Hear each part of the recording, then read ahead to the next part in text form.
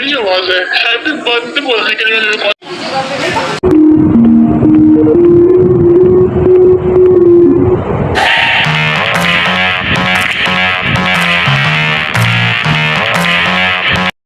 अस्सलाम वालेकुम गाइस, क्या हाल है आप सबकी। उम्मीद करती हूँ सब खैर खैरियत से होंगे। फ़र्स्ट ऑफ़ ऑल से हैप्पी बर्थडे टू मी, क्योंकि मेरा बर्थडे है और आज का व्लॉग मेरी बर्थडे के बारे में। ये केक मेरी नंदों की तरफ से था और ये एक बर्थडे सरप्राइज़ था, जिसे देख के मुझे बहुत ज़्यादा खुशी हुई। और मैं हमेशा की तरह कॉलेज से लेट होती हूँ, आपको पता है। यहाँ मैं भाग भाग के अपनी गाड़ी की तरफ पहुँचती हूँ ताकि जल्दी से मैं अपने काम पे पहुँच सकूँ।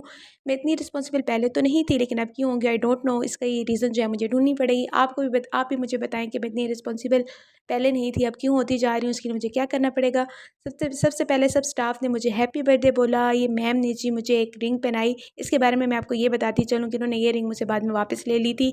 और स्टूडेंट्स की तरफ से मुझे ये कुछ गिफ्ट्स मिले। ये गिफ्ट्स बहुत अच्छे थे। अभी मैंने इनको खोला नहीं है, लेकिन मुझे देख के बहुत खुशी हुई। एक चॉकलेट थी, एक कार्ड था, और कार्ड जो है वो ब्यूटीफुली डिज़ाइन था। ये कार्ड बच्चों की वेल विशेज़ इसके ऊपर लिखी हुई थी। उसके साथ साथ जी मुझे एक कोई प्रैंक कॉल भी रिसीव हुई, जिसे सुन के मुझे बहुत हंसी हुई। अगरचे वो जो कॉल थी वो मैम की तरफ से थी, लेकिन उसकी वॉइस को सुन के जी हिना की कॉल आ रही है जी, अटेंड करते हैं।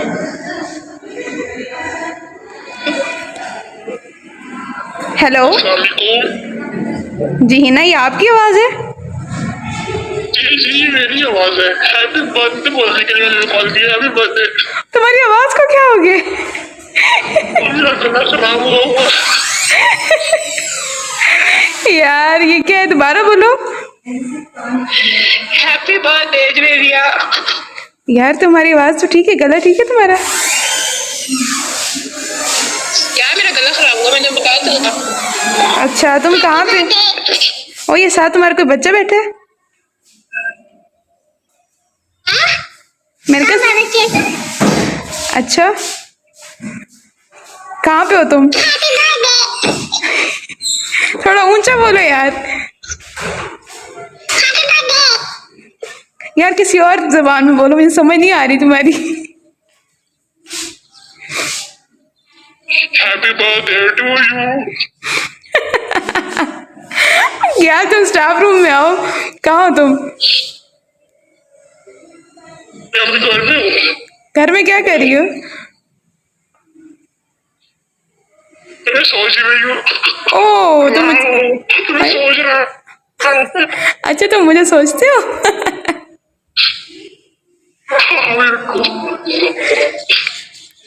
ओके ठीक है यार, ठीक है, तुम्हारा गला ठीक हो जाए फिर बात करना मेरे से। अल्लाह हाफिज।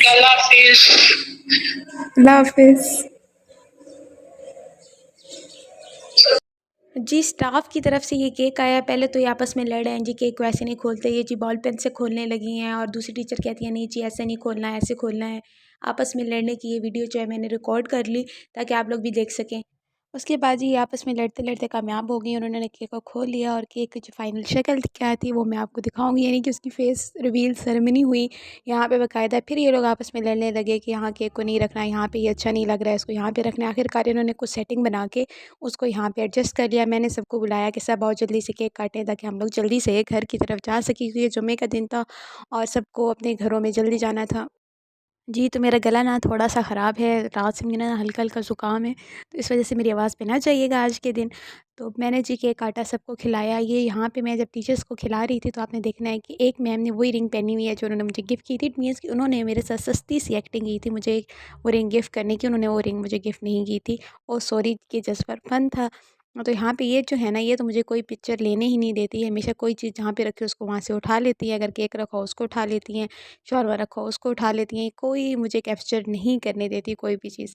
तो हाँ, अब घर की तरफ वापस निकलना था, तो मैंने अपनी सारा साज़ो-सामान जो गिफ्ट मिले थे मुझे, जो चॉकलेट मिली थी, जो कार्ड मिले थे, उठाए और घर की तरफ रवाना हुए। जुम्मे का दिन था, मैंने आपको पहले बताया घर जल्दी जाना होता है। आज हम काफ़ी लेट हो गए थे अपने यूजुअल टाइम से। फिर मेरी नंद ने मुझे पिक किया, हम लोग घर की तरफ गए और सबसे पहले तो मैंने जो है अपने ये गिफ्ट्स हैं उनकी प्रमोशन की। और उसके बाद जी मैंने चॉकलेट जो है वो फ्रीज़र में रख दी, क्योंकि ये बिल्कुल पिघल चुकी थी। और बानो आंटी ने मुझे अंडे पकड़ाए कि ये देसी अंडे हैं, जाके फ्रिज में रख दो। मैंने कहा चलें बाहर से ही आप देख लें इसको। और मैंने अपने लिए चाय बनाई, क्योंकि मेरे सर में दर्द हो रहा था। मेरे पास जो चाय का चाय जो है वो सर दर्द का बेहतरीन सलूशन है। लोग जो है पैराडोल खाते होंगे लेकिन मैं नहीं खाती।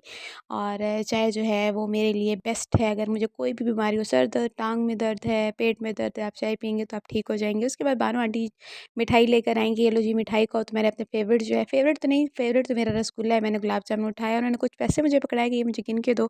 तो मैंने कहा चलो जी, हम भी दिखा लें कि हमारे पास भी पैसे। आजकल मैं अमीर हो गई हूँ, ये पैसे जो है उनके लेकर मैं कहीं भी जा सकती हूँ। खैर, उन्होंने मुझे गिनने के लिए दिए थे। उसके बाद पता चला मेहमान आने वाले हैं। मैंने सारी वार्डरोब में कपड़े इधर-उधर कर दिए और ड्रेस जो है अपने लिए सिलेक्ट किया। जैसे गर्मी पड़ रही है, तैयार होने को दिल तो नहीं करता लेकिन मजबूरी है। मेहमान आ रहे थे और पहली दफ़ा हमारे तरफ आ रहे थे, मतलब मेरी शादी के बाद पहली दफ़ा आ रहे थे, तो मुझे तैयार होना था। तो तैयार होने के बाद फटाफट मैं नीचे पहुँच गई।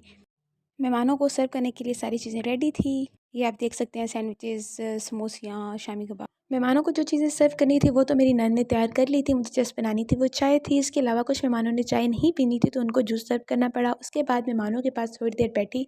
और मेहमान जो हैं अल्लाह की रहमत होते हैं और उनके आने से घबराना नहीं चाहिए, उनकी हॉस्पिटैलिटी करनी चाहिए। उसके बाद जी हमारे नेक्स्ट मेहमान आ गए, उनके साथ बच्चे थे, बच्चों को जूस सर्व किया और अपने काम को निकल गए। यहाँ पे बानो आंटी ने जाना था बैंक, तो मैं उनके साथ गई। तो मैंने सोचा क्यों ना लगे हाथों अपना काम भी कर लें, जो मुझे भी कुछ ट्रांसैक्शन चाहिए थी। तो मैं भी उनके साथ, मैं, मेरी नंद, बानो आंटी और हम सारे जो हैं अपने मिशन पे निकल पड़े। और मैं यहाँ पे ट्रांसैक्शन करने के बाद यहाँ पे खड़ी हुई बानो आंटी से बातें कर रही थी। लेकिन मुझे बाद में ख्याल आया कि एटीएम जो है वो बातें करने की जगह नहीं है। वहाँ आपने अपने पैसे निकलवाने और फ़ौरन अपने घरों की तरफ जाना है, वहाँ पे आपने खड़ा नहीं होना और stay safe at that point. उसके बाद हम पहुँचे जी ये टिक्का वालों के पास। यहाँ से हमने अपने ससुर के लिए जो है वो चेस्ट पीस लेना था, वो लिया। उसके बाद हम स्पाइसी पिज़्ज़ा पहुँचे, वहाँ का मेन्यू चेक किया और अपने लिए पराठा रोल, शॉर्मा और जो चीज़ें हमने खरीदी थी वो खरीदी। और यहाँ पे हमें काफ़ी देर वेट करना पड़ा और वेट करते करते हम लोग आपस में बातें करते रहे और पता ही नहीं चला टाइम जो है वो 1 डेढ़ घंटा गुजर चुका था। घर से बार बार कॉल्स आ रही थी कि आपने घर का कब वापस आना है, क्यों इतनी लंबी आवारागर्दी पे आप लोग चले गए हैं। आपके घर वाले भी आपको ऐसे ही कहते होंगे जैसे हमें कह रहे होंगे। हम कोई अनोखे नहीं हैं, हर किसी के वालिदैन जो है उनके लिए फ़िक्र करते हैं और उनके बारे में पूछते हैं।